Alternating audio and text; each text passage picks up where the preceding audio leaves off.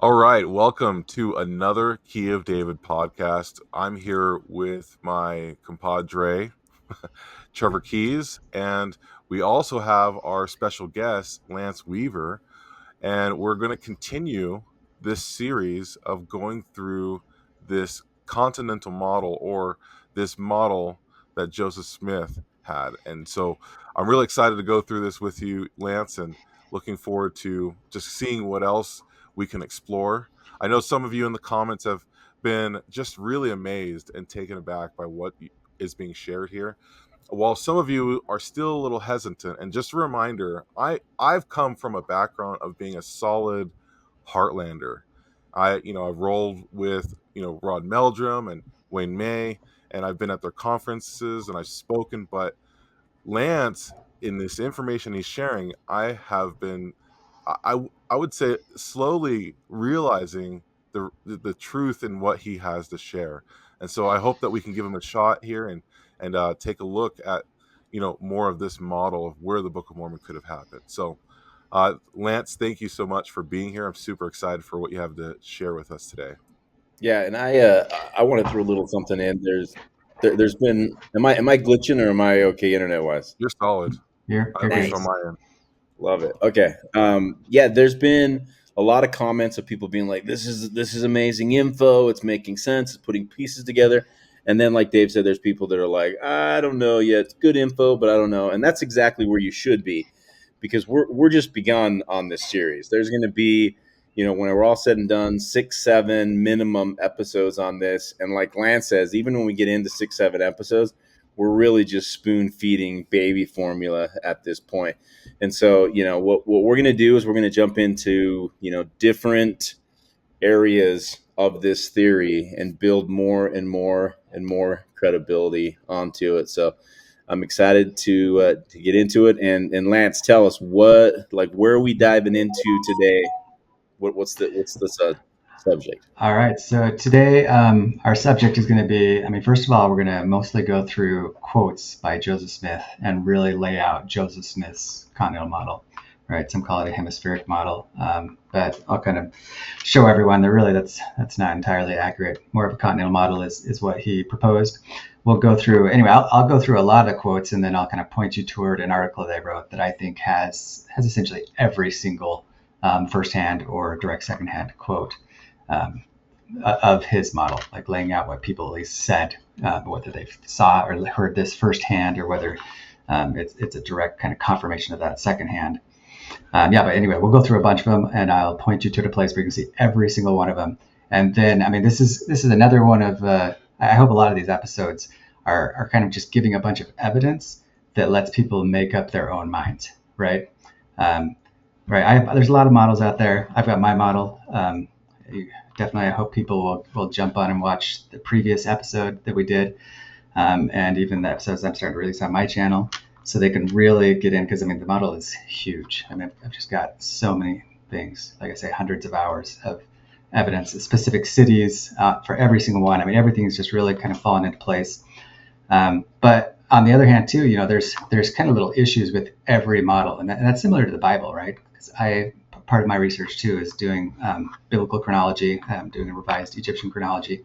There is not universal agreement on where the early parts of the Bible happened, right? So you've got Rome and Greece, and those languages have stayed pretty cohesive all the way through history, and so we know where those cities are for the most part. But as soon as you get into Israel and Egypt and Babylon and try and correlate those with the Bible, there's not, like, everyone doesn't agree, right? Like David's empire, archaeologists in general basically just deny that it ever existed.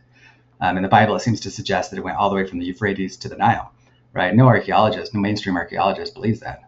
They don't even know if David existed, let alone had an empire that stretched all the way from the Nile to the Euphrates. And the reason why You're that is telling because me all this river from the river to the sea nonsense they don't even have consensus on? those are kind of two different issues as far as the modern river to the sea. But yeah, the ancient Davidic Empire, as far as what the Bible says, it's from the Euphrates to the Nile, right? But they have not Wow. found archaeological evidence of that. And I, in my research, have a really good explanation why. I have some pretty awesome stuff in the old world. People are going to believe it or they're not. There's a lot of Christians who have like their ideas of who the Pharaoh of the Exodus was. There's absolutely no consensus there, like zero, really. I mean, if you try and make it the Hyksos, there's major issues. And this dates all the way back to Josephus, who's kind of the first one who introduced some of the theories that most proponents kind of jump on now, and there's just not overwhelming archaeological evidence of it. And so it's really actually pretty difficult, even when it comes to Canaanite and cities inside of Israel, Bablos, and all these like cities along the coast. It's really hard to nail down, like, well, what is this ancient Hebrew word meaning modernly, and is the archaeology actually correlating with this city? Like that's. So do you also have a? I'm just curious. I don't want you to have to go in this direction, but I'm curious. Do you have a model of your own for Bible Yes. archaeology? Yeah. Brilliant. Well, that's Yeah. fantastic. Really awesome one. And it's based on, like, so I mentioned in some of my other videos a little bit, the Colburn, which is a book I hope everyone takes a look at and actually gives it a chance. Doesn't just read the dumb rational wiki blurb on it, who those guys never actually read it. Like, get on my website and actually read my thing where I go through all the historical and kind of archaeological correlations between the Colburn. And it gives one little tidbit that's pretty awesome, where it correlates, and there's different ways to interpret it, but it really seems to correlate King David, even though it doesn't mention him by name, with Amos. And that's pretty crazy, because you get in there and there are a number of people who've done revised chronologies who have done that correlation. And there's a lot to it, because the radiocarbon dates in the old world actually don't even match. There's a the in-cal curve does a major change. And so if you radiocarbon date something from like Amos, the beginning of the New Kingdom, it's going to come out with a date that's about 250 to 300 years different from what the accepted correlation chronology is. And so then they've added that correlation curve, and they've actually changed radiocarbon dates and said, well, they must be date wrong by at least 200 to 300 years. And then my theory, and the people who also suggest the same correlation, say, oh, well, actually they're making the correlation or the change in the wrong direction.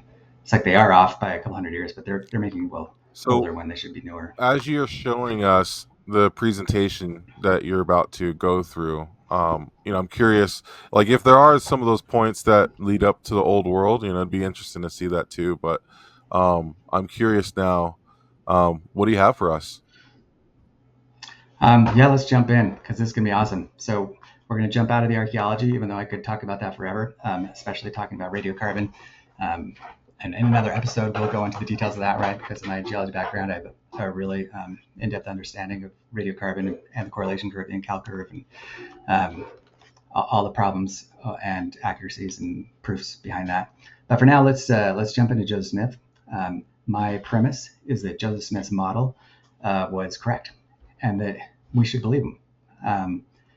So at present, no one does, right? There's not any consensus among the church, especially among the two major camps of Book of Mormon correlations, one being the Heartlanders, one being the Mesoamericanists. Each of them kind of grab on to the aspects of Joseph Smith's quotes that correlate with their particular model, their pocket models, but then they discard the rest, right? They find ways to explain away the quotes that don't go along with theirs. So really quick, let me forward. Okay, so on this slide, you can kind of see this is Joseph Smith's model. And I'll explain how the different groups believe certain aspects of his model, but none of them believe all of his model. Okay, so as we go through all of his quotes, you'll see that there are four major areas where firsthand sources who at least claim, or are in the Times and Seasons, which claims to be edited by him, especially like this bottom right-hand corner. You can see here. I think I have a bigger slide of this in the future, but even just the episode before some of these Times and Seasons articles that come out. Joseph Smith says, this paper commences my editorial career. I alone stand responsible for it, and shall do for all papers having my signature henceforth. I am not responsible for the publications or arrangements of the former paper. The matter did not come under my supervision. Joseph Smith, right? So he's saying, like, I'm being the chief editor of these future editions. And people might kind of stretch that and be like, well, that's only if his signature's on that particular article. And I mean, there's arguments that people use to kind of get out and say, well, we believe these quotes of his and not the other ones. Do you know what year that was? Yeah, if you go to my article, I mean, you can see it right there. It's Tuesday, March 15th, 1842. And it's the very next. Thank you. Yeah, it's the September article that he starts talking about, the Book of Mormon correlations.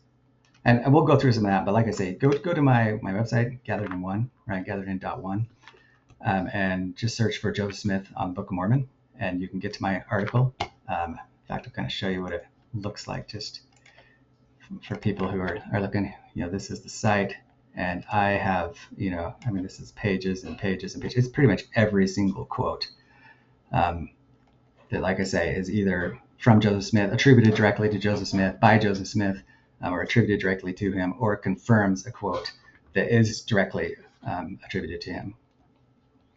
Okay, if that makes sense. All right, so let's jump in, because this is kind of good stuff. It's really kind of interesting. Okay, so the 4 areas, like I mentioned, that Joseph Smith really kind of proposes in his model, right? So number 1, there are 2 quotes that have the Lehites landing in South America, right? And this is why some people like to say that he had a hemispheric model, because he does have them landing in South America, but he doesn't have any settling. There's not a single quote, attributed to Joseph Smith that has Zarahemla or any city in the Book of Mormon in South America, just their landing in South America. There are several quotes. So, and each of the kind of circles here on my illustration, and when you get to my article, you can see they correlate to kind of an entire section of my article with all the quotes, right? So the 2 quotes, kind of 1 and 1b, one having a land in Chile, 30 degrees south, another one is just southeast Mesopotamian. After that, there's a number of quotes that put the Nephite Heartland, you could say, their main population center, in Mesoamerica. So we'll go through some of those quotes where he talks about the city of Nephi, talks about, has 2 different possibilities for Zarahemla, talks about Zarahemla being down in the Mayan lands with Kirgua, Copan, Tonita. Just a lot of those places that Stephen's Incidents travels talked about. Another one where he talks about Zarahemla, or the kind of their heartland being in the city of Tula, which is the Valley of Mexico. And then another one that we'll talk about where Bountiful was said to be in Central America, right? So that same area, always putting all those cities kind of in Mesoamerica. On top of that, then there are a number of quotes that very few, right, have even heard of, because they don't fit any of these pocket models. But we'll go through these 2 or 3 quotes that have the land of desolation stretching all the way from the Great Plains down into the Southwest, right? So very, very interesting. And I hope people will pay attention to those quotes, because they are pretty interesting, first-hand quotes.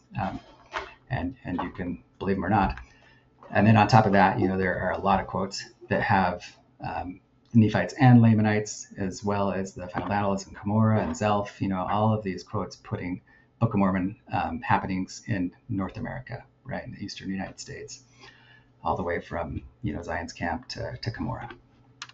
And so, of course, the Heartlanders, they do an awesome job, and I think this is one of the first reasons why it's like the Heartland theory had to show up, because there are so many quotes by not only Joseph Smith, but prophets, lasting all the way into the 60s that, have the Book of Mormon happening in North America. And so if you just have it happening in Mesoamerica, and you've got your 2 Cumorah theory, where there's a Cumorah down in Mesoamerica, then you've got this massive body of quotes that, Wayne May, Rod Meldrum, Jonathan Neville just done an amazing job of collecting them and putting them all in online articles and in videos. And you can go through and just see so many quote after quote after quote after quote.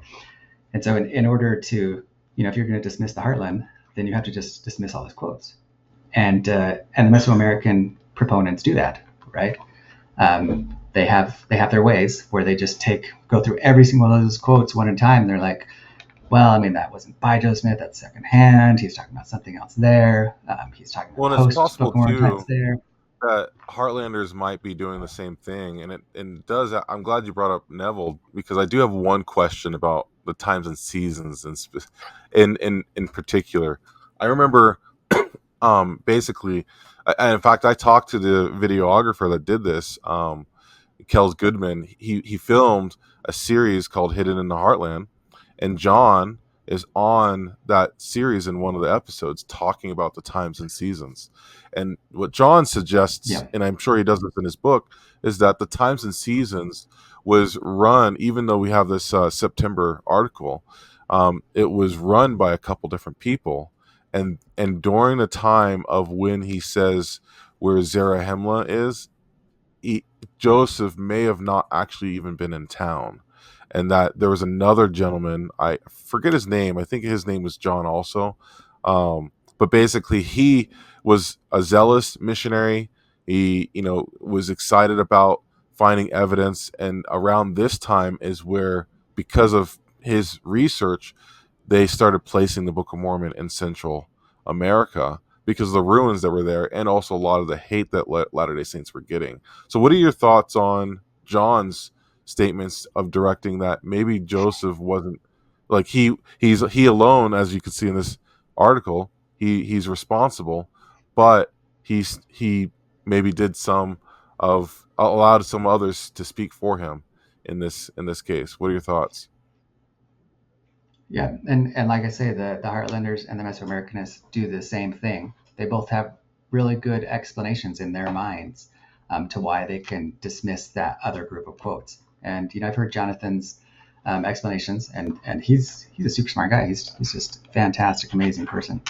But yeah, his belief is that Wilford Woodruff wrote all those articles without Joseph Smith's knowledge, right? Because they have the belief in the Heartland. They believe that Joseph Smith really did know the geography of the Book of Mormon. Right, they really hold on to his quotes, whereas most of the Mesoamerican proponents do not believe that Joseph Smith understood the geography of the Book of Mormon. Right, they think that at best he maybe just had a very general idea, but that he was probably mistaken. So Because most of the Mesoamericans scholars, don't believe that Joseph knew the geography? no, Oh, I've never wow. met a Well, they can't, Mesoamerican right? proponent that really knew his stuff.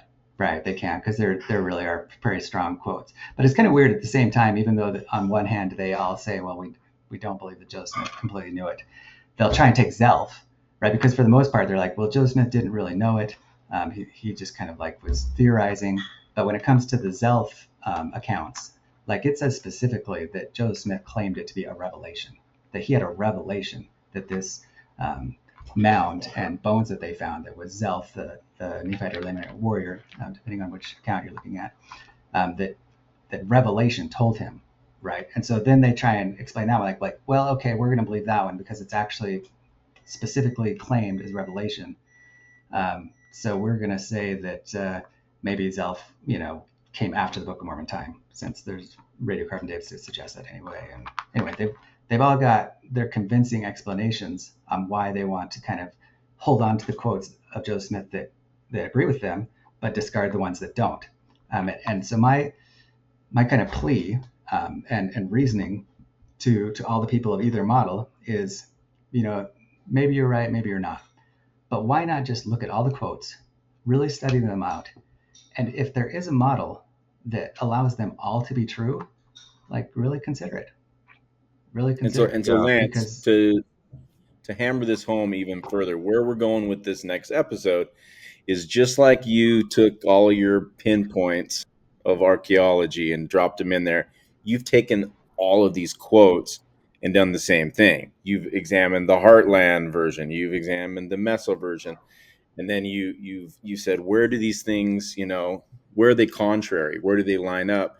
And to David's question about the Meso people, they really can't rely on any of the quotes of Joseph and his contemporaries because it destroys their model. Whereas the Heartland guys really latch on to them, but there's still a bunch that don't work for both models, and that's what we're going to jump into. yeah, yeah, and it's not necessarily that his quotes destroy either model. It's just that you have to dismiss some of them. You have to hold on to the ones that you believe and dismiss the ones that you don't believe. I like So That's what I like about your approach. yeah, so let's go through and see if maybe there is a model, and that whether there is archaeological evidence to support a model of Joseph Smith's continental model, right? And so the first of all these, let's just go through these quotes right here. We're going to go through, first of all, Joseph Smith's quotes that says he knows what he's talking about, right? And so we've got Lucy Mack Smith and Joseph Smith in the Wentworth letter, where he's really kind of claiming that he knows a lot of particulars concerning the Book of Mormon people, not just that he kind of got this record translated and that's it, right? In the Wentworth letter, Joseph Smith says, I was also informed by the angel concerning the Aboriginal inhabitants of this country, who they were, from whence they came, a brief sketch of their origin, progress, civilization, laws, governments, of their righteousness and iniquity. Also told that where the plates were 3 times in the night. He unfolded the same things. So, I mean, that's pretty particular because there he's saying that he learned of their origin and their progress and their civilization. You might think, well, maybe it was just the angel talking about Book of Mormon stuff, but like it really seems like the angel is teaching him like really particular things, right? And in my experience with like revelation and visions and dreams and stuff like this, and believe me or not, maybe they're kooky, maybe not. Anyway, when I've had kind of these crazy experiences in the night, where I've been woken up by kind of wild things where I feel like someone's talking to me, it's a weird experience, and maybe there's psychological explanations for vivid dreams and that, but in my mind, it's like really when you do have kind of like a being talking to you, if that is something that happens, you like connect brains a little bit. They always talk telepathically, and like you kind of see into them a little bit, and like the understanding that they unfold to you isn't as limited as someone just saying words, because you see it's not just words. It's like words, pictures. It's like it's a download. It's like a digital connection instead of just like this Mind analog meld, thing. right? Right. It's a mind meld. And yeah. And so, I mean, I know we talked to Shane, Shane's kind of had these crazy experiences too, and, people can just take them for what they're worth. But in my opinion, like if Joseph Smith is a prophet, that's really what's going on. Like he really did have a pretty in-depth understanding of things. And his mom, Lucy Mack, and her history, like she goes into detail here saying that, Joseph Smith, even from the time he's younger, maybe from the time he had this first vision, he says amusing recitals that could be the most amusing recitals that could be imagined. He would describe the ancient inhabitants of this continent, their dress, their mode of travel, the animals upon which they rode, their cities, their buildings, with every particular, their mode of warfare and their religious worship. He would do this as much ease, seemingly, as if he had spent his whole life among them. I right? love And it these seems stories. to be, I love these stories. You get these, not campfire, but fireplace stories in the Smith home, right? Where Joseph is just entertaining the family, telling them all these contemporary stories, right? I love these accounts. yeah. And I think it's pretty awesome. Like it really seems to be suggesting this is before he actually wrote the Book of Mormon. Yeah. Right. That it's kind of in that interim period when he was waiting, so that he was like seriously receiving these downloads. And I'll later in this episode, right, I will show some really awesome things where I just think all this stuff that this continental model correlates so well with a lot of ancient writings. We're going to talk about an ancient historian, right, an ancient Aztec historian named Fernando Ixtlilxochitl, grandson of the Emperor Montezuma. Anyway, his history, and we're going to talk about how well Joseph Smith's continental model matches with a lot of the things that he said. And I really feel like even after talking to people like Chief Mittagott, and some of these Native Americans, they really have this feeling that there was this continental empire, right? It really does seem like their ancestors contacted Joseph Smith, and I mean he's like channeling them somehow in just wild ways. And everything from his creation of the city of Zarahemla and Manti, to calling Adam-ondi-Ahman the place where Adam lived, right? And that the people before the flood lived on this continent. Like all these things that are so antithetical to any biblical understanding, like so completely different from what you would expect from any of the other major Second Great Awakening reformers. It's like I really think he channeled these things from the Native Americans, like because this is their beliefs, and we'll go into that. It totally is what they believed. Anyway, it's a really cool. That's something that's most of us often might forget, is that we believe in our scripture is Native American history. Like we're the only church really out there. There's breakoffs, yes, but we're the only like Christian church that uses Native American records as our scripture, along with ancient Jewish records too. Yeah. This And is I mean, the whole all message of the Book of Mormon, it's crazy because everything that the Book of Mormon says, its main thesis, was so foreign for the last even 150 years. And now suddenly it like fits right in where it's like saying like, look, Gentiles, you can be numbered among these Native Americans if you're righteous.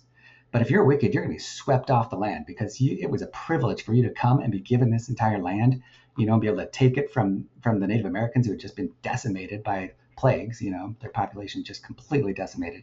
But it's like, you're on thin ice, you're on probation, like, and you can be numbered with them, but only if you're very righteous. Yeah, it's an awesome thing. It's like, this is their story. They were incredibly an advanced, interconnected continental culture that was decimated just like Europe was with the plague. and then decimated again when the natives came and took it over. But it's like you're on probation. And it's So very let's go clear forward on this. it's very clear in Third Nephi. Like now that I go back and I reread Third Nephi and the teachings of Christ, he is very clear about that. And he mentions how they'll be trodden underfoot. And to your point yesterday, Lance, talking about why the Heartland model has a lot more appeal than the Meso model is clearly none of the Gentiles, coming in. Gentiles didn't come into South America and Central America and to Mexico and scatter the Indians, right? That clearly happened in North America. Yeah, I mean, you could interpret that different ways, but it was a completely different story. It's like where they conquered the Aztec Empire. For the most part, the majority of the people in Mexico, even though they have Spanish blood and ties, they're natives, right? And especially when you get into northern western Mexico, away from the Valley of Mexico, the people are predominantly native. Like there's no difference genetically between a person in Sinaloa and Sonora and a Native American on a reservation. Like they are full blood for the most part. Maybe they might have 4% to at the most 15% Spanish ancestry, but they're natives.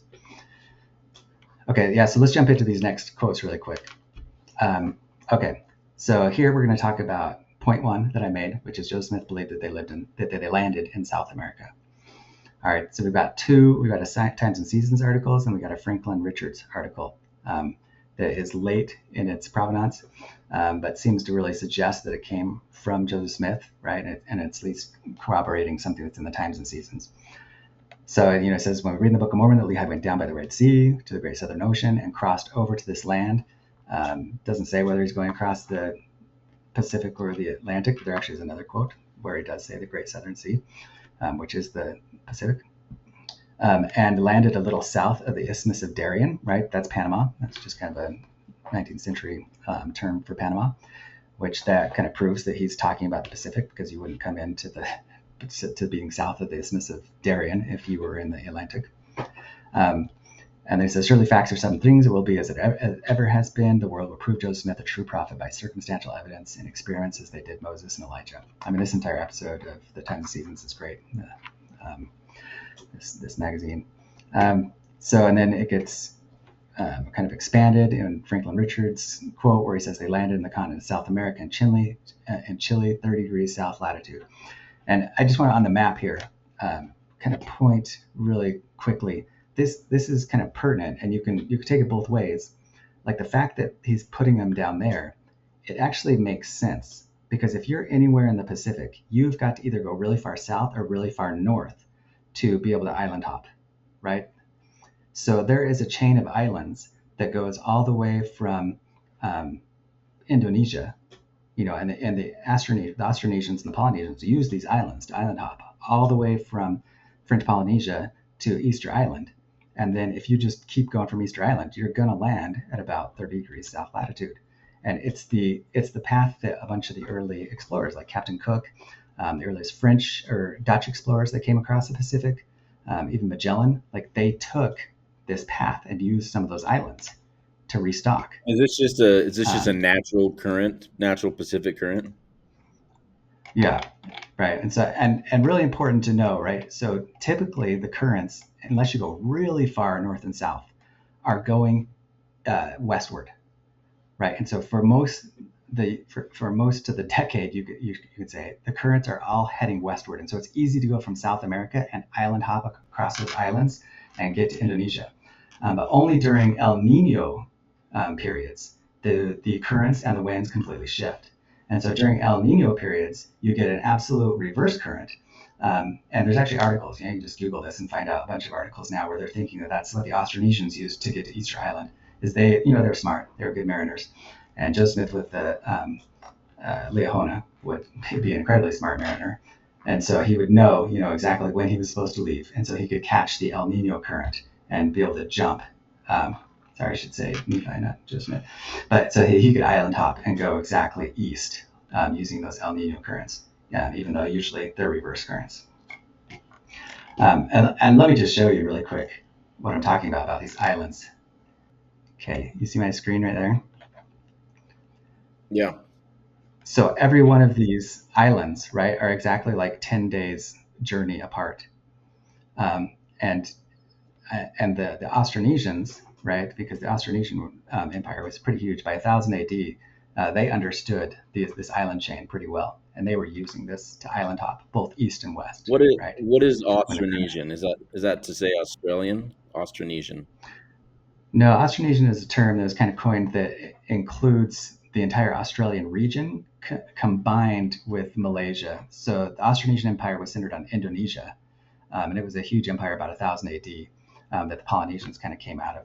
But I mean, it was a massive empire that extended into Southeast Asia and Cambodia. The Khmer Empire kind of was in close ally. They were allies with the Austronesians, but the Polynesians grew out of that, and their empire.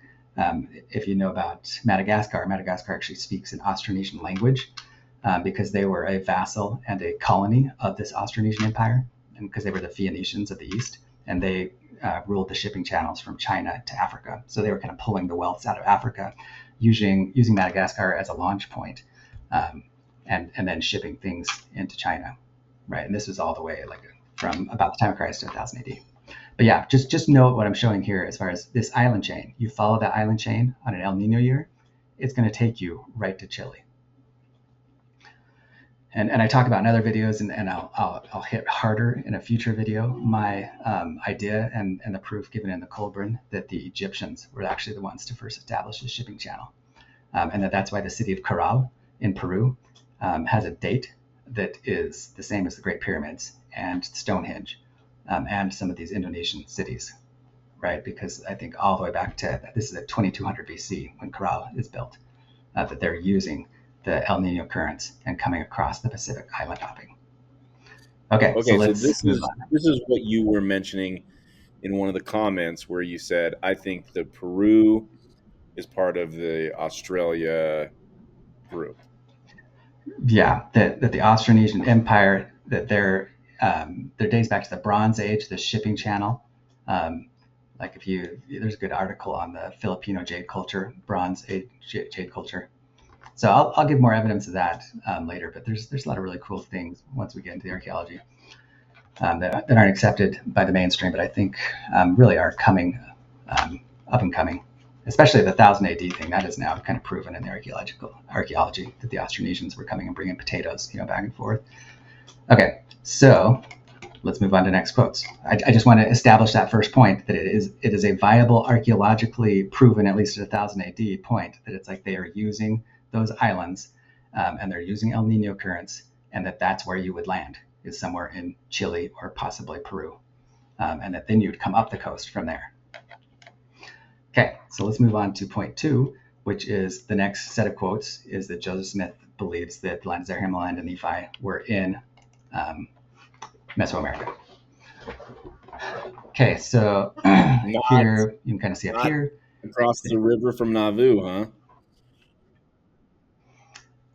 I'll get into that because I think that there is a very specific reason why the Lord told Joseph Smith to call a city Zarahemla across from Nauvoo, and I think it was actually following. I have a really cool thing on that. I think it was specific. The problem with that, as trying to make it the actual archaeological site of Zarahemla, is there's zero archaeological evidence. Right? I mean, Wayne May, those guys are awesome. They're just such spectacular people, and I sympathize with them as far as when they try and get the LiDAR and show, oh well, there's some kind of moving of the dirt, but it's like you're talking about the capital city of the Nephites, and then there's not even a single mound, right? So you're talking about all these mounds and showing all these amazing ramparts, of these minor cities from Captain Moroni and using them as correlations to the Book of Mormon, and yet there's not even a single mound in your Zarahemla. Doesn't that seem a little fishy to you? Like, don't you think that if that was Zarahemla, there would be like at least some hearths, like a couple fire pits that the archaeologists would find, and maybe a little mound or something? Whereas like my model, right, Zarahemla is like the Valley of Mexico, Teotihuacan, Cholula. Anyway, there's like 10 different sites in that area, Cuicuilco. They're the biggest sites in the Americas. They're unbelievable. And they could muster armies of, 50,000 people, at least 20,000 people in the times of Captain Moroni, and innumerable hosts, and then 250,000 people in the final war. Whereas if you put Zarahemla somewhere and there's not even a trace of archaeological ruins, except for maybe some thoughts of maybe some kind of LiDAR disturbances that aren't even accepted by archaeologists, you've kind of got a problem. I think my explanation is going to be more satisfying to them if they really kind of open their heart to it, that Joseph Smith did this for a reason. Okay, we're going to go through these ones really fast. If people really want to go through them in detail, hit my site, read them all one by one.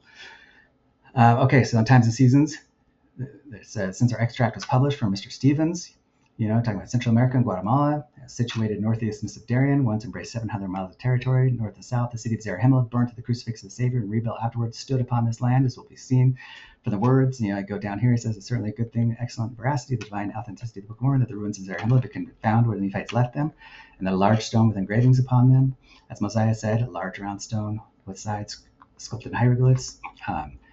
So they're going through this Stevens Incidents and Travels, this copy of this book they got, and they're going, this really seems like Zarahemla. And Joseph Smith seems to be giving his okay on it. He says, we're not going to declare positively that the ruins of Kerguia are those of Zarahemla, but when the land and the stones and the books tell the story so plain, we are of the opinion that it would require more proof than the Jews could bring to prove the disciples stole the body of Jesus from the tomb, the proof that the ruins of the city in question are not. Some of those referred to in the Book of Mormon. Right. It's like, I'm not going to tell you absolutely this is Zarahemla, but it definitely has to be like something having to do with the ruins of the Book of Mormon. Right. And he says down below, not be bad plan to declare Mr. Stevens' ruins cities with those in the Book of Mormon. Right. Cumorah in particular, like the actual site that they're talking about, it's kind of hidden under here, but it's actually a late site. Right. It doesn't even get built until 200 AD, and major buildings don't show up until 550 AD. And most of the monumental construction happens between 700 AD and 1200 AD. And it's not on the west side of the River Sidon, like we know that Zarahemla has to be. And so it doesn't work very well as the city of Zarahemla, but as a general area, just like they're saying, somewhere in the Book of Mormon, it's definitely among a bunch of ruins that seem, and even in my model, are part of the Book of Mormon narrative. So this was some early archaeology, still hadn't been gone through. They didn't really know carbon dating, and Joseph's getting this up, being like, "Wow, this does sound very similar to what Zarahemla could be." But you're saying that area specifically, we've now gone through, done the dating, and we know that it's a little bit later. Yeah. But that's only one of like 3 different sites that are in the Stevens Incidents and Travels, and some of the other ones date a little bit earlier, even though they don't match the internal geography perfect. But I think it's like he's getting the idea that it's like, well, these are in the Book of Mormon, these are the area, right? Which is part of my model too. So in another one here, we have another Times and Seasons articles where he says Lehi went down by the Red Sea to the Great Southern Ocean, right? That is another word. You can look on old maps. I have copies of that. That is the Pacific. Crossed over this land. In Stephen's story, according to Fuentes, the chronicler from the Kingdom of Guatemala, kings of Quiche and Cachiquel were descended from the Toltecan Indians. Okay, that's important. Remember that. Who then came into this country, found it already inhabited by people from different nations, according to the manuscripts of Don Juan Flores, the grandson of the last king of the Quiches. The Toltecs themselves descended from the house of Israel, who were released by Moses in the tyranny of Pharaoh, and afterwards crossed the Red Sea, fell into idolatry. Under the guidance of Tanub, their chief, passed from one continent to the other to a place which they call the Seven Caverns, a part of the Kingdom of Mexico, where they founded the celebrated city of Tula. Okay, now Tula or Tolan, same thing, has tons of mythology surrounding it. It's debated exactly where it was. One of the Tulans, the later Tulan, if you believe the later chronology, they believe it was a city kind of just northeast of Mexico. I've been there. It's a ruins. It dates to about 700 to 1000 AD. It picks up where Teotihuacan leaves off. Pretty cool place. But then there's a lot of chroniclers that believe that Teotihuacan itself was actually the original Tula or Tulan. And then there's some other articles that suggest that Cholula was Tula or Tulan. But the same thing. It's all just in that region of the central Mexican highland, Valley of Mexico, where the main population center is now and always was. Okay, so then we have Joseph Smith. That matches with 2 and 2b, right? Joseph Smith has Central America being the main place where Zarahemla and Nephi is. He also says, they lived about the narrow neck of land, which now embraces Central America, i.e. Mesoamerica, with all the cities that can be found. He also says that specifically in Times and Seasons. So once again, if you're a Heartlander, you have to dismiss these. You have to say, well, Wilford Woodruff was actually writing these articles, and he was doing it without Joseph Smith's approval. And even though Joseph Smith knew specifically that the Book of Mormon happened in the Heartland, because Heartlanders believe that Joseph Smith had revelation and really understood where the Book of Mormon happened, we have to believe that Joseph Smith, this happened without his knowledge, right? Because otherwise he would have been like, wait, what are you doing saying in the times and seasons that Zarahemla and Nephi and everything are down in Mesoamerica? You know darn well I believe they're in the Heartland, right? So Heartlanders have their own reasons for dismissing these, which I think is a mistake, and I hope they'll kind of open their heart to this idea that like they're absolutely right. The Book of Mormon did happen in North America, so much of it, like that's the land of Mulek, and there's so much. Well, this is where this is the words of John Neville coming in, where it's like these quotes that pinpoint it in South America sometimes are made by other people, and the thought is that Joseph may have signed off on it, and so that's where like that's the Heartlander back in my mind while I'm thinking about this. Right. I mean, I think they would think that he maybe accidentally signed off on it, right? Because if he understood, I mean, the entire premise, which is so amazing and admirable about the Heartlanders, right, is that they found so many quotes by Joseph Smith, like specifying that Cumorah is in New York, and that Zelf and all that the Book of Mormon happened in North America. And then I think it's kind of later that they find these times and season quotes and are like, oh crud, what do we do with these?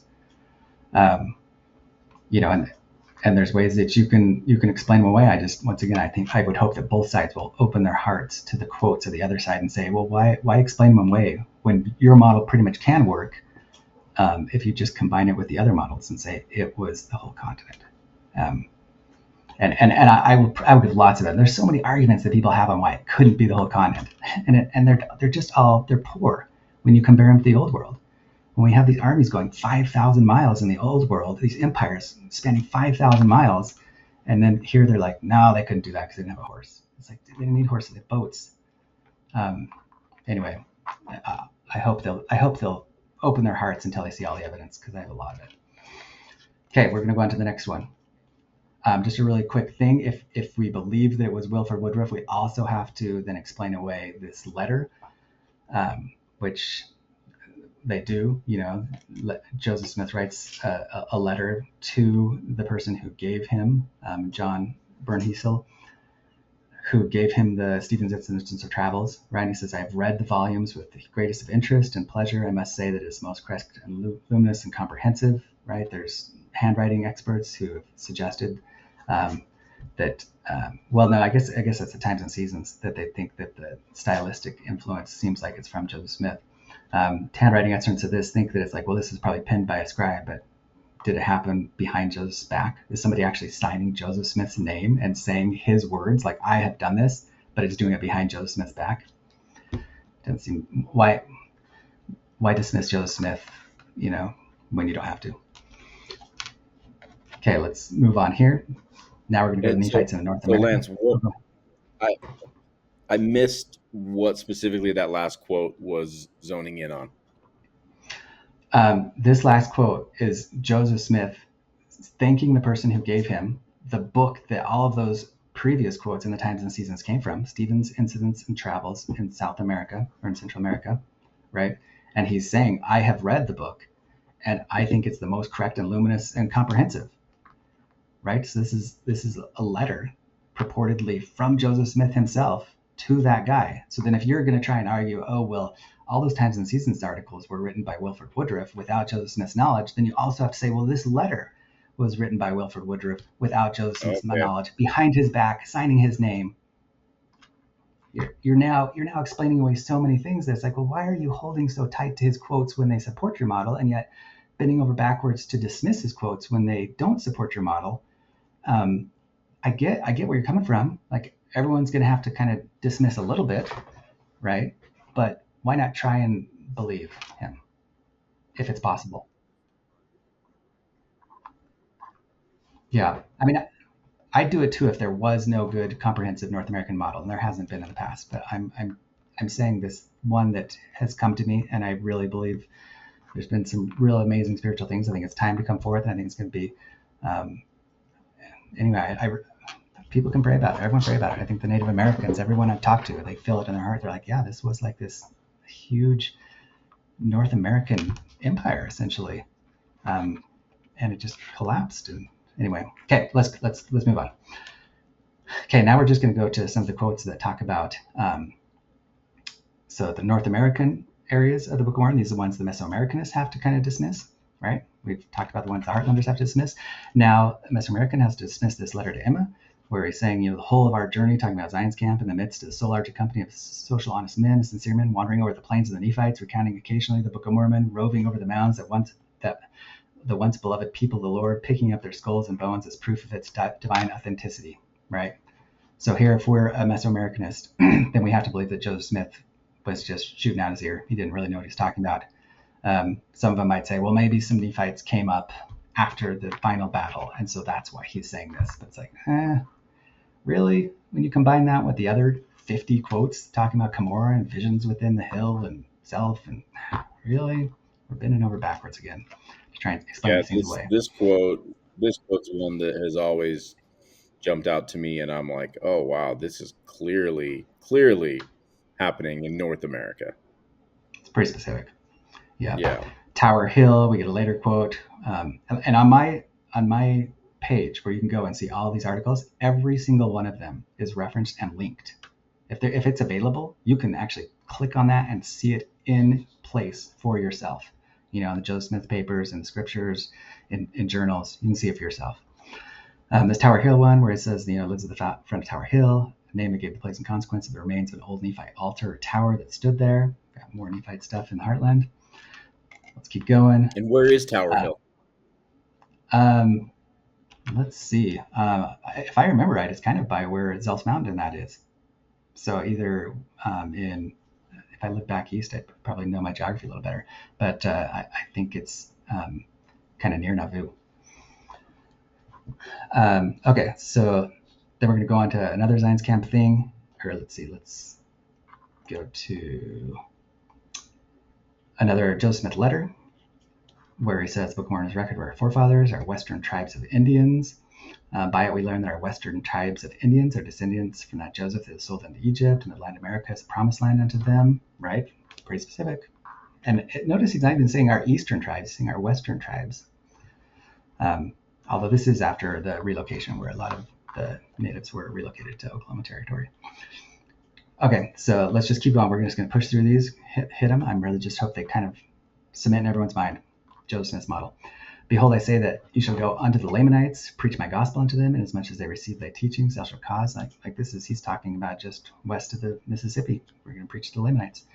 DNC 128, now behold, I say this is not revealed. I say unto you that it shall be on the borders by the Lamanites, right? Oklahoma Territory. So that he's saying they're both Nephites and Lamanites in the Heartland. DNC 54, and thus you shall take your journey into the regions westward, into the land of Missouri, unto the borders of the Lamanites. This is absolute revelation, right? Both these DNC are revelation. God is saying this. So once again, we have to kind of dismiss these revelations as being, I guess they're just descendants of the Lamanites. And when he talks about the Nephites, he was talking out his ear. He didn't really know what he's talking about. Okay, we're going to keep on going. Here we're talking about visions, that first-hand accounts where people say Joseph Smith claimed that they actually saw in vision that the Hill Cumorah in New York was the Hill Cumorah in the scriptures, or at least he called it that, and that the records are there, like the entire room of records, not just the Book of Mormon. He says that, let's see, Oliver Cowdery says, between these hills, the entire power of the nation and strength of both the Jaredites and Nephites were destroyed. The people were encamped around about this hill, Cumorah, in New York. So we have to say, well, Oliver was just kind of like, he was mistaken. He wasn't getting this from Joseph Smith at all.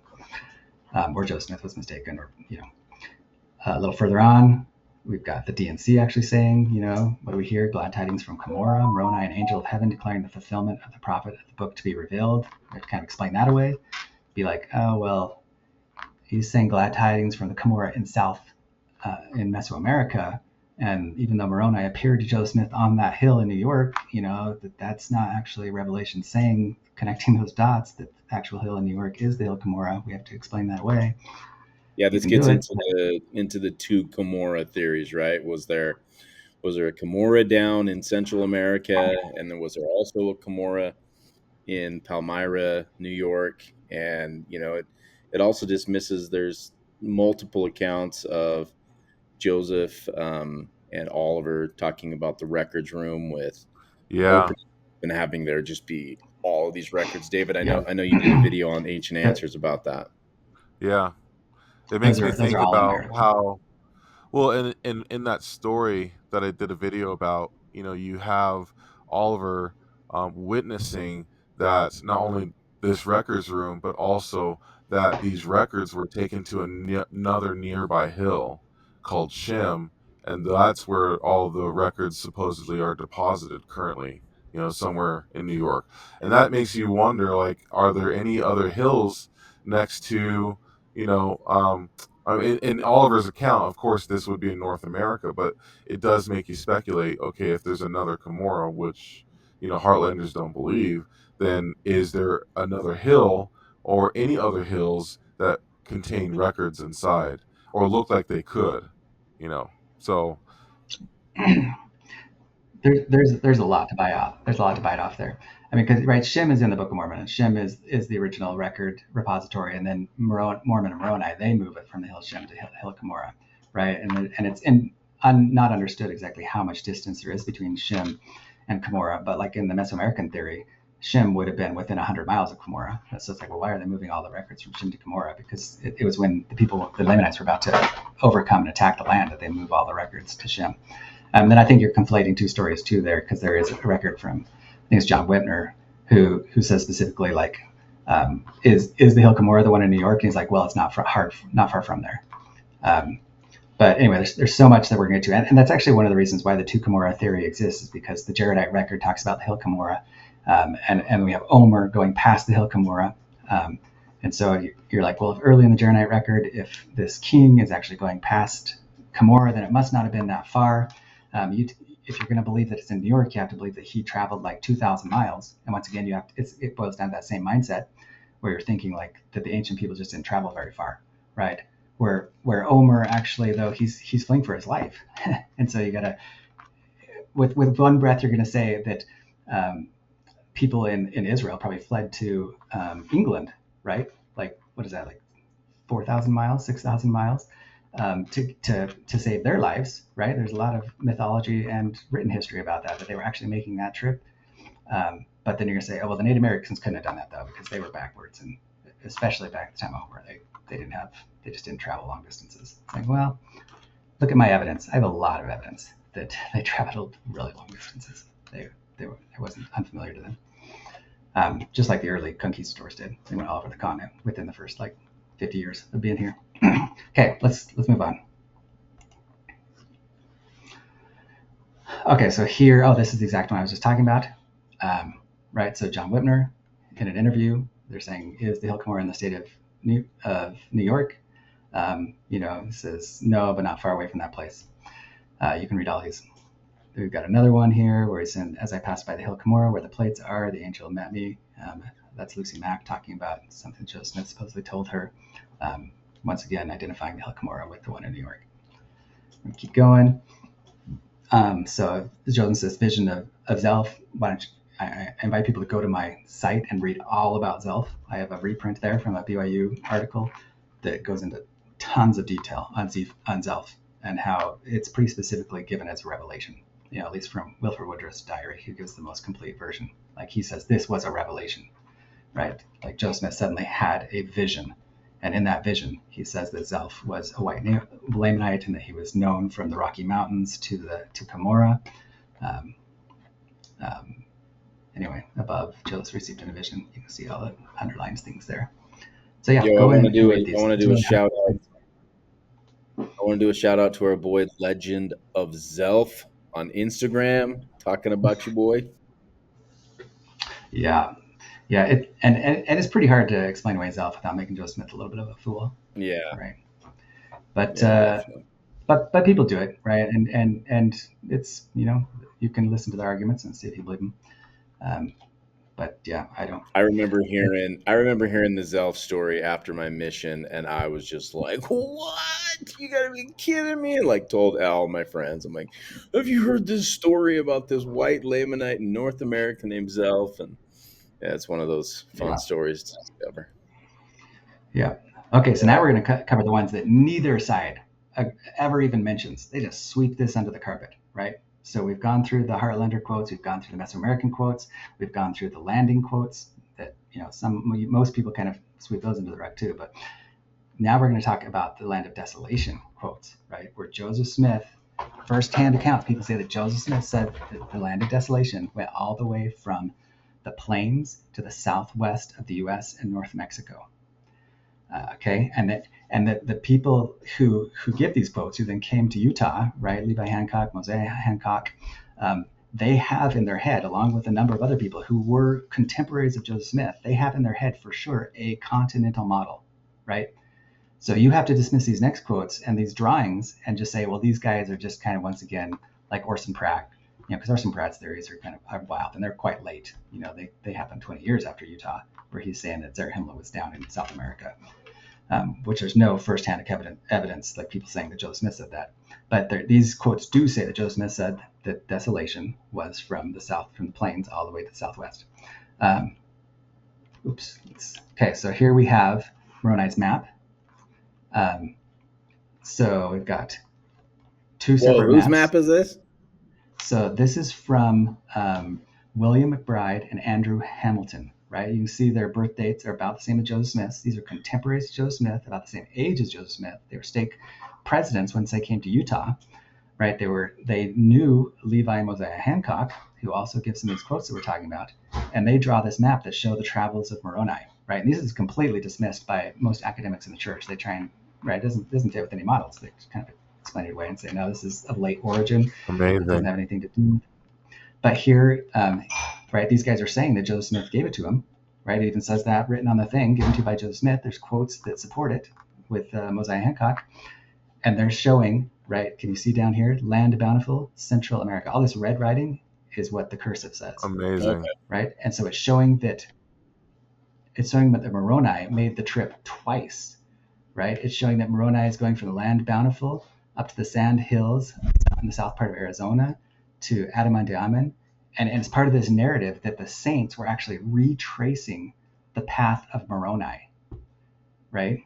And that is why the Manti Temple and the Manti Temple and the St. George Temple, like Joseph Smith said, Moroni came and dedicated this, right? And so and some people might say, well, this is just after Moroni, after the Nephites had all died. Moroni came up here alone.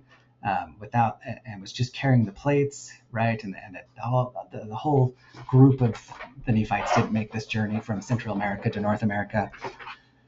I'm going to argue against that. I mean, the saints without cars went all the way from New York to Utah within like a 60-year period, like a 14-year period, really. We're saying that the Nephite people actually made that migration. If at this point, our field trip, our third field trip, will probably be posted, and if you haven't seen it, you should take a look at our trip down to Manti and see what we discovered there. Well, this is amazing. Yeah, so this is a document that was given to these guys from Joseph Smith. So all of this chicken scratch that we're seeing here on paper, supposedly Joseph wrote this? No, I don't think they claim that necessarily. Okay. So Mosiah Hancock said that he drew in the sand this map, and that he kind of redraws a map of what Joseph Smith drew in the sand. These guys, it says from Joseph Smith, but I think the handwriting suggests that it's not his handwriting, although maybe that could be debated, right? All we know is it says, we got this from Joseph Smith. So we don't know that this is drawn by Joseph Smith. It could have just been drawn by, because there's two of them, it could have been drawn by one of them saying what Joseph Smith told them. Or, maybe drawn by Joseph Smith as it was by his hand, but, that's kind of up to the handwriting experts. But anyway, you can just see here that, right here where it says, Moroni went, Moroni's travel starting from Central America to the sandhills of Arizona, then to Salt Lake, then to Anaheim, then to Nauvoo, then to Independence, then to Kirtland, Ohio, then to Cumorah, New York, right? Wow. What I wish was on this map was the hill shim. I'm looking at these two dots on the top. I served my mission in Ohio, so I've been to Kirtland, and I thought that other circle, which is Kirtland, I thought that was shim, but it looks like it's just Kirtland, Ohio. And then we have Okay, Cumorah. so Uh, right. you got to remember though, the hill shim in the Book of Mormon is in the land of desolation, right? So Well, you've got to be yeah. looking for the hill shim in desolation wherever your model is. Yep. And so Joseph Smith's model, Desolation, we'll go through these quotes, goes all the way from the Great Plains to the Southwest. Then I wonder, maybe I even, you know what? Let me hurry because I think actually I left those out. So let me While really you quick. while you pull that up, one thing I just asked ChatGPT: how long would it take to walk from Central America to Manti, Utah? And it's like based off of how many miles you walk per day, it's anywhere from 80 to 100 days. So I know that when I was younger and I thought about this, I was even teaching a primary class, telling the kids how far Ro and I walked. I'm like, it must have taken him 4 to 5 years just to get there. It was like, actually, you can walk from the Dorian Pass to Utah in 80 days.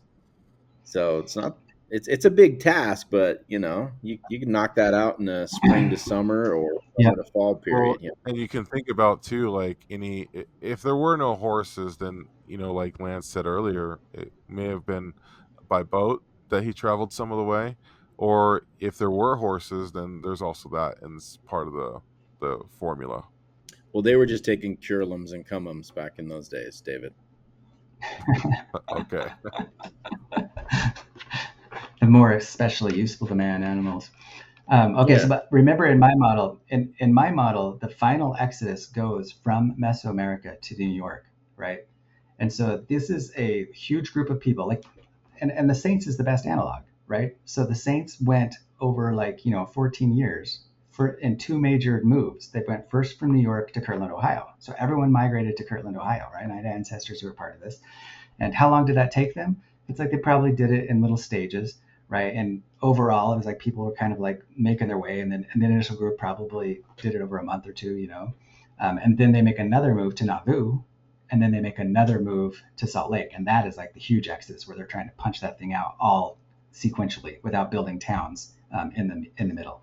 But in the final exodus of the Book of Mormon, we have some 10 different towns that talks about. They're going from Zarahemla to David to the coast to Joshua to Angola, right? And then they create a treaty. And so in the same way that the Saints are hanging out in Nauvoo and Kirtland for a long period of time, they've got a 10-year treaty in Desolation where it appears that most of the people are kind of hanging out in Desolation, building up massive towns, which I'll show in archaeology, a huge buildup of hundreds of thousands of people. They're all streaming out of the Valley of Mexico and the Mexican highland because of the horrible political climate there. Then they're just making the Southwest lands blow up until that treaty is broken. There's a number of wars. You've got 50,000 people in armies, so you've got a lot of people to be able to wage a 50,000 person army on both sides, 50 to 60,000 people. And then they make a huge push again, past Tower of Shirazad, all the way to Jordan, and then it seems like they make kind of a last stand at Jordan before they finally go to Cumorah to the final stand. I mean, all that happens over like a 60-year period. So the final exodus of the Book of Mormon is a longer period than the early Saints period going from New York to Utah, right? And we have tons of examples of this exact same thing where you've got political climates that cause massive migrations.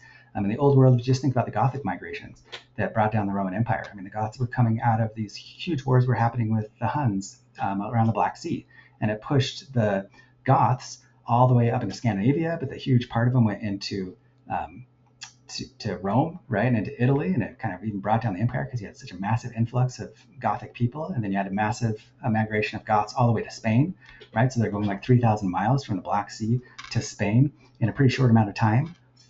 We have so many different examples of these huge political upheavals that cause massive migrations. It's hilarious to me that so many people are sold on this idea that it's like, no, well, that didn't happen to the Native Americans because the Native Americans were these backwards Stone Age people. They didn't know how to walk. They didn't have horses, and so that changes everything.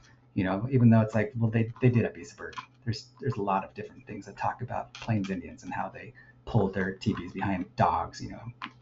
Even some accounts that suggest that deer were used to pull sleighs. They didn't have Well, wheels. and I like your recent evidence of the cow trade being all the way up in the Northeast, and clearly it's only cultivated, down south, Meso model.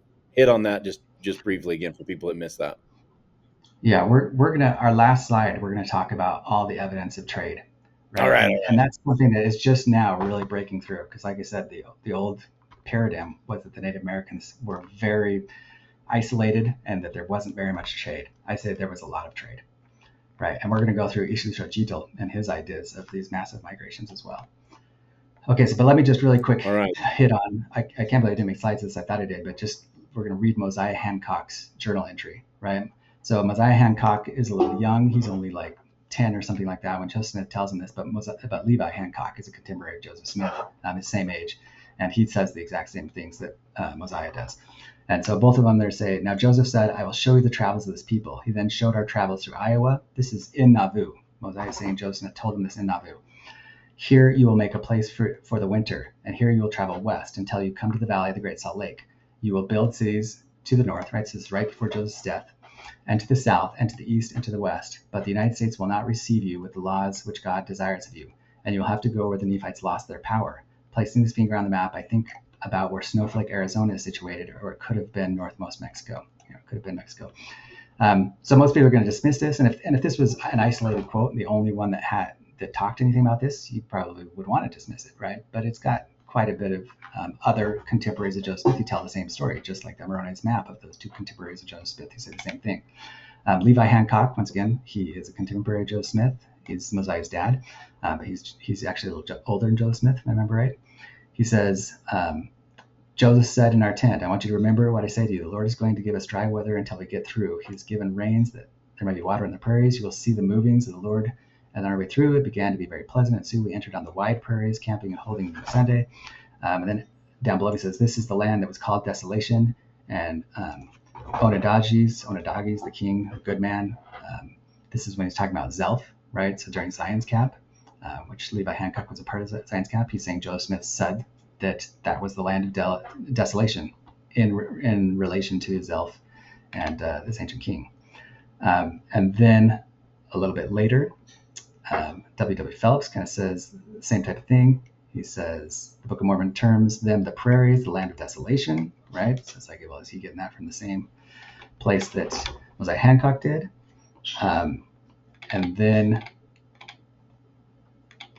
moving on, anyway, Mosiah Hancock has a couple more little quotes. So just really quick, right here, he says, this is a more expanded quote, you will have to go to where the Nephites lost their power, right? Which we know that happened in Desolation, where they could gain no more advantage over the Lamanites, says specifically, before they march on to Cumorah. You will become a great and wealthy people. The United States will not receive you. You'll have to go where the Nephites lost their power. And then he says here, this is kind of interesting.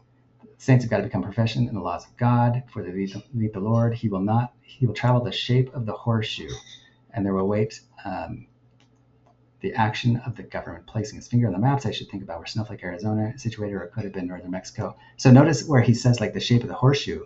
So he's actually now substantiating those maps, right? So now we've got a second witness to these two other people, like stake presidents who were contemporaries of Joseph Smith and Mosiah Hancock, saying the same thing. That's like, you'll travel the shape of the horseshoe. So what's he talking about? He's kind of talking about the same map, obviously, that these guys have, right? So we have kind of like three independent witnesses here, really five when it comes to associating desolation with at least the plains, and then another three that associate desolation with this map in the southwest and northern Mexico, right? So Nice. I'd encourage you to kind of check out. Sorry, Check out my article on this.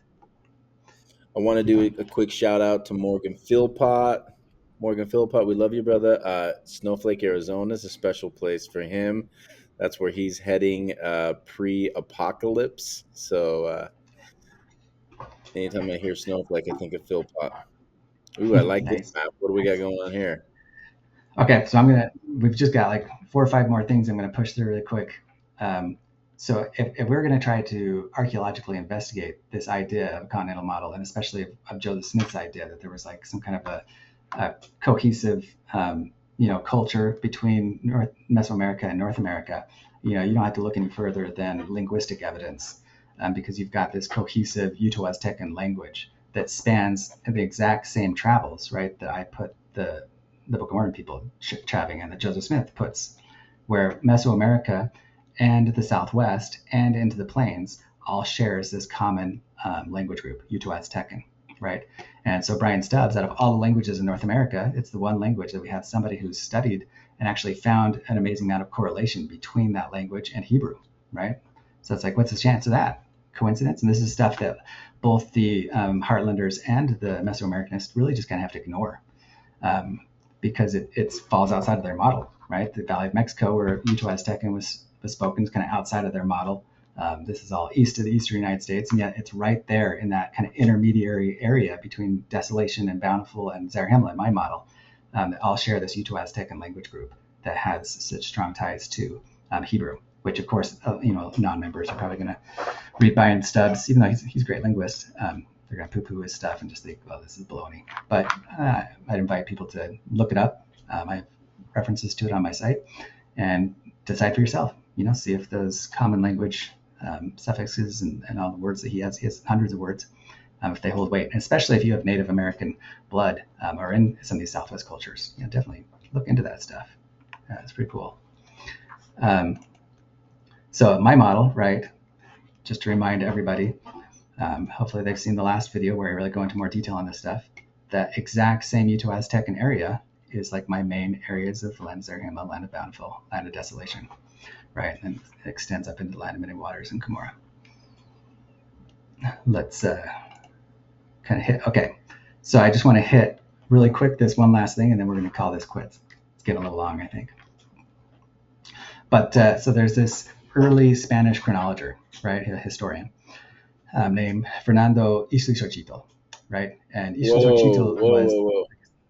We got to give that some credit. Say that 3 times fast. Okay, so Fernando Ixtlilxochitl. You can see that pronouncing right here, Ixtlilxochitl. So the X makes a sh sound in this case. Some people might go ha, but Ixtlilxochitl. I'm gonna call him Cheeto Guy for future reference. I'm gonna call him Cheeto Guy. You could just call him Shout out to Fernando. Cheeto. Shout out to Fernando Cheeto. All right, the Cheeto Guy. Okay, so where did this come old from? Fernando Cheeto. Okay, so he was born in 1570, right? He's the great grandson, right? He's of mixed Spanish and Aztec descent. His mom is like the daughter, I think, of King Montezuma, and his dad is a Spanish Don. Okay, so, and he got really into history, and he's a really controversial figure. He's awesome. Like, read about him. People either love him or they hate him, right? Because he claims in his book, and I have copies of his book. I've read through all of them. I actually have a translation that I made of his books. He's got kind of 2 different main sections of his book. He claims in his book, he says, I understand Nahuatl perfectly. He's like, I understand all the language of the ancients, and I've made this huge trip and talked to all of these people and gotten their histories, and now I'm writing it down to try to preserve it, right? And he says that I am completely fluent in these original languages and in the pictograph languages.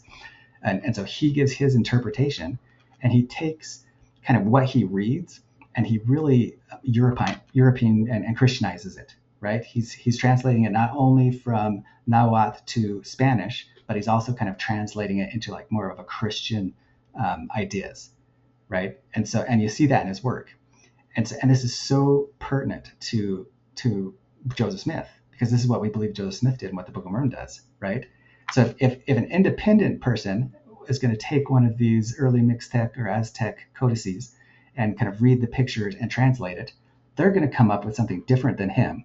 And they're going to say, oh, he's so projecting his Western and Christian side onto these texts that we don't even trust what he says anymore, right? Whereas somebody who believes that he actually does understand both worlds so well that he can bridge them better than others would be like, no, actually, he's actually the one who's right. When he's like seeing things like the flood and the tower and all that, and these early mixtic codices, like he's giving the right translation because he's able to bridge both worlds better than any other historian. And it's kind of funny because even people who hate him, end up relying on his histories. I mean, his histories are some of the most complete histories in all of Mesoamerica. They dismiss his early historias, right, because they're so biblical, but they'll totally use his history on the Aztecs. Like you see his history everywhere. So Convenient. anyway, what's that? That's convenient. Right, right. I mean, you can make up your mind for yourself. There's people who hate him, like Brant Gardner. There's people who love him.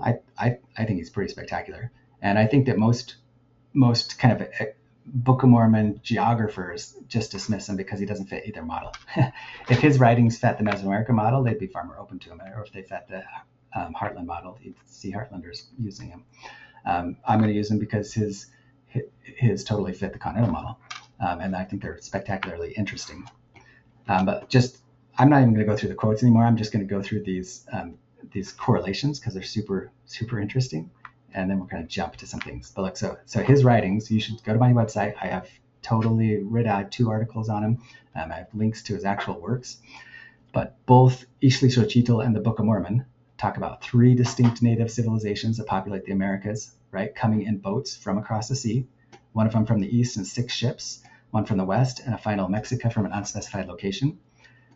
They both each consistently mention 7 tribes or brothers, right? So Ixtlilxochitl says it was populated by these 7 tribes, whereas the Book of Mormon mentions 7 brothers, right? And in 2 different places, it breaks the tribes up into 7 different names. Like when I'm talking about Jacobites, Josephites, Zoramites, Nephites, Lamanites. They both record the destruction of the first civilization that predates the coming of Christ. They both tell of a famous prophet historian who led a migration and wrote a native scripture account. They both tell of a war of annihilation where 2 native kingdoms fight to the death with men, women, and children until one is annihilated. They both speak of a creation from a primordial male and female, right, Adam and Eve. They both speak of a flood which destroys the world by water.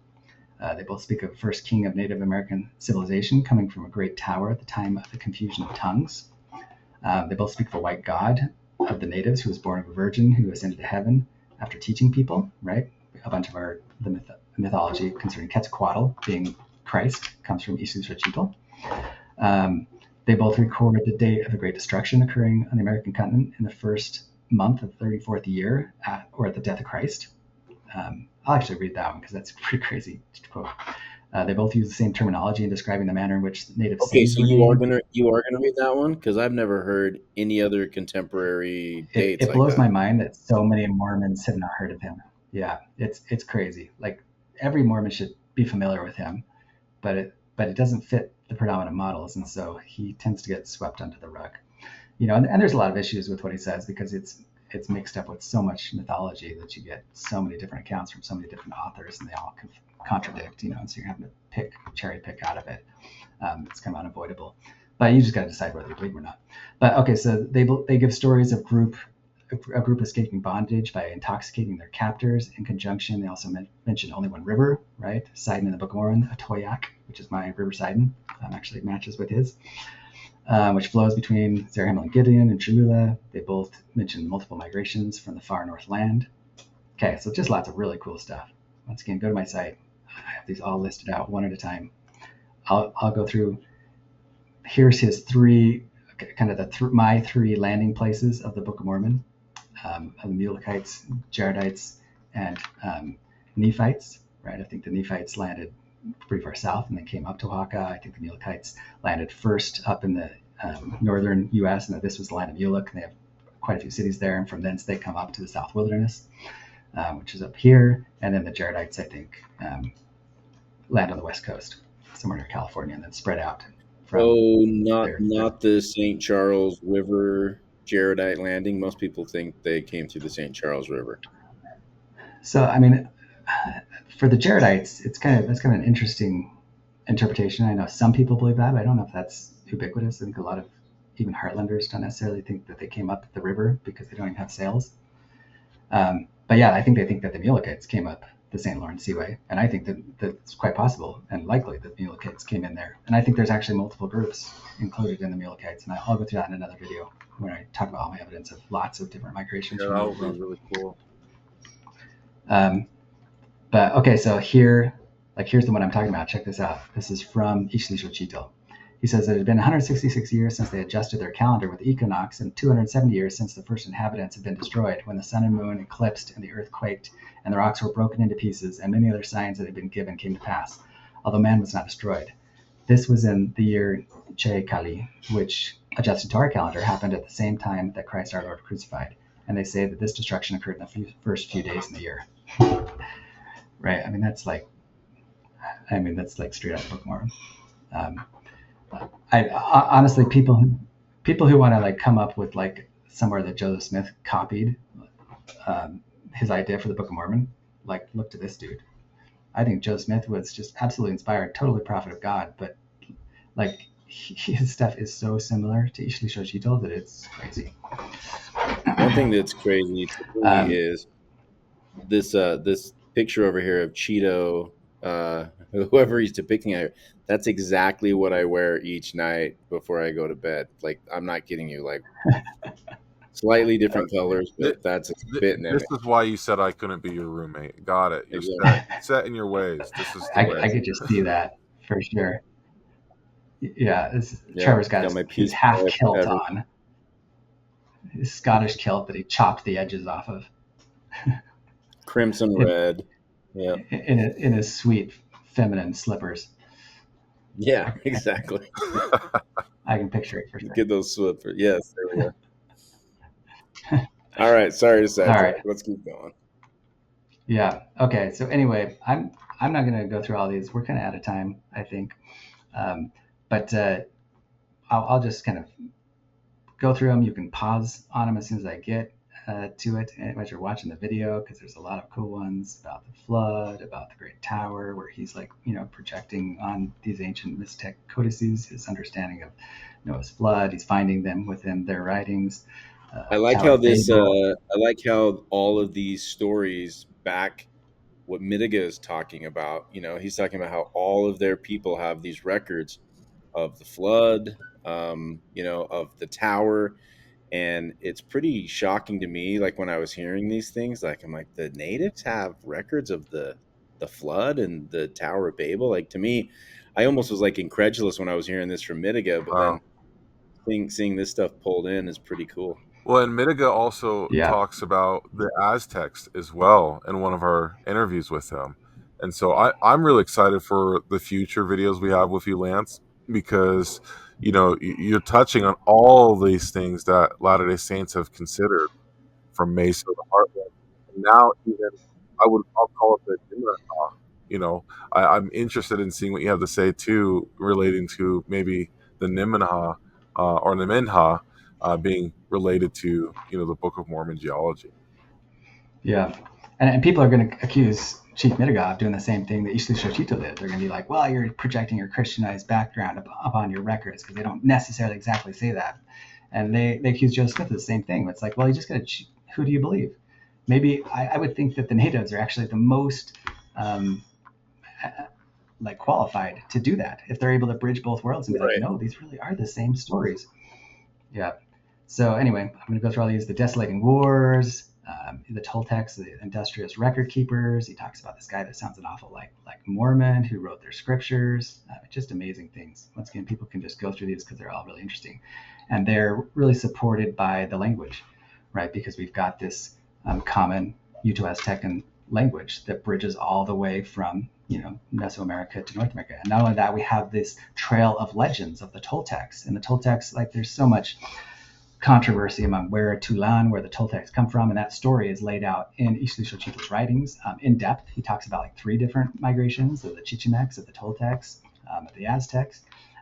He talks about them coming from Tolan, but a lot of the early Native Americans were telling people that like Aztlan was in like Michigan, right? And that the Tulan was somewhere around Spiro Mounds, even though a lot of people end up putting it down, in the Gulf of California, some people in the north, some people all the way as far south as Colima. But when you read Ixtlilxochitl, he gives a history and says exactly how much days journey was between each. Let's see if I can find it here. Anyway, I'll get into that in 1 second. He says how much days journey is between each city, right? And I have it mapped out. And it's like you can do it a lot of different ways, but it really makes sense to put it up in the north.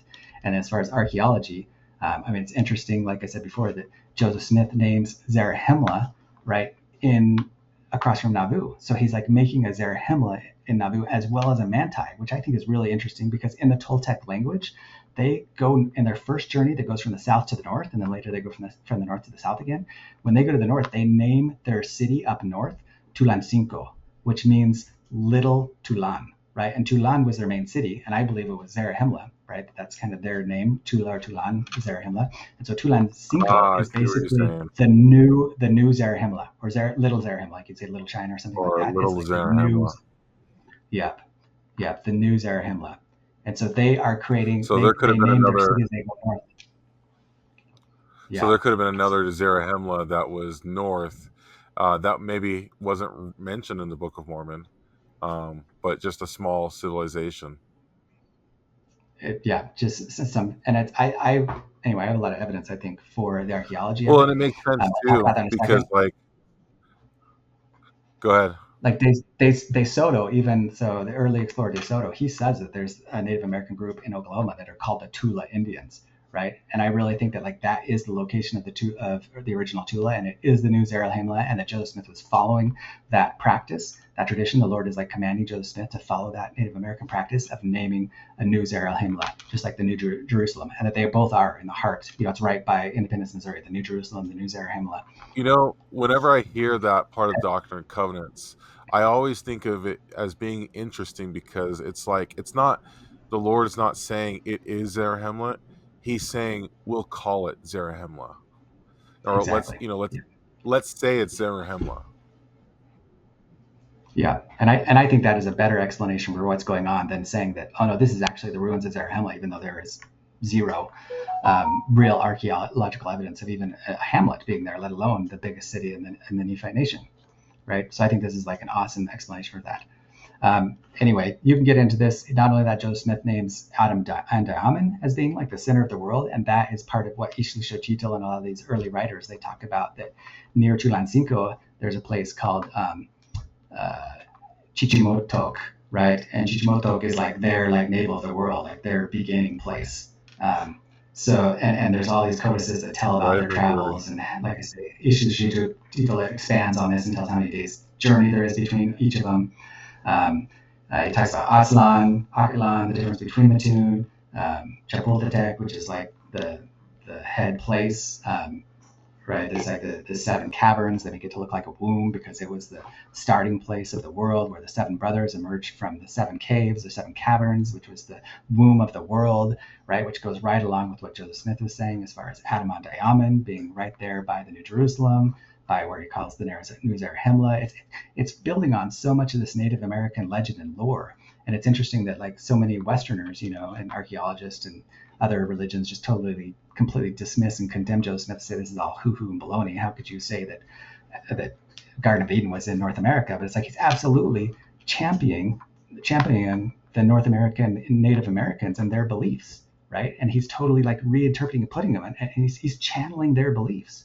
And it's so spectacular. Like, how could you just say he just made it up when maybe he had some really good Native American friends and he's taking all of their stuff, but the archaeology that I found is so overwhelmingly convincing. And I hope that like if people really follow all of my work at least and get into it and get into the actual archaeology, that hopefully they'll be kind of convinced that it's like, well, this is pretty spectacular. We have to give some of these ideas a second look. And this is just the final thing that I'm going to end on. But this is what I was talking about before. This is a map that talks about all of the latest advances in continental trade that they found, right? So, I mean, it's totally proven that there was definitely a cohesive culture and a cohesive trade culture between the Great Lakes and the Mississippi, the Gulf of Mississippi Delta. And then there's a lot smaller things because things are perishable. They don't really last very long. But there are a number of things like a canoe and beads and stuff that they even find in the Valley of Mexico. There's overwhelming evidence of cacao. There's macaws that they find up in the southwest that they know were coming from somewhere in southern Mexico, maybe as far as the Mayan lands. Copper bells, they're found all over North America. So I'll kind of leave it with this, and people can maybe pause on this and read all the little excerpts and find there's just a lot of evidence of kind of basically a continental culture, even though it's not necessarily that you're going to find a ton of stuff all the way that was transported from early, Mesoamerica to the Heartland. You still find a good enough amount to know that there was a significant amount of trade, and for sure in their mythologies with Tulan and the Toltecs and all that, there's definitely a cohesive mythology and a cohesive religion in a way. The Birdman motifs, a lot of cool stuff that I'll mention in other videos. Love it. Yeah. Let's call that good though. Okay, so we got the pin in. Oh, look at us! Look at that one. We got the pin in video number 2, one of a multi-series of videos that will be happening. So, David, I'll let you wrap this baby up. Yeah, thank you so much, Lance, for the time that you spent with us today, and also for all of what you've shown us. I'm super stoked, and I'm super stoked for our viewers, you guys that are watching.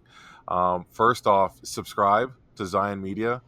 Make sure you do that. And the truth is if you're not aware of this model and what we're presenting, and maybe this is the first video you're seeing, take a look at the video that shows up on the screen in just a little bit, basically to kick off all of this that we're doing with Lance. And I want to do a shout out for Shane too, for the fact that he's not here with us today. He's out on the East Coast doing a lot of work. And so, we do miss him, but he'll definitely be joining us back again. But in this series, we're going to be spending a lot of time with Lance. And also, thank you, and subscribe for Zion Media.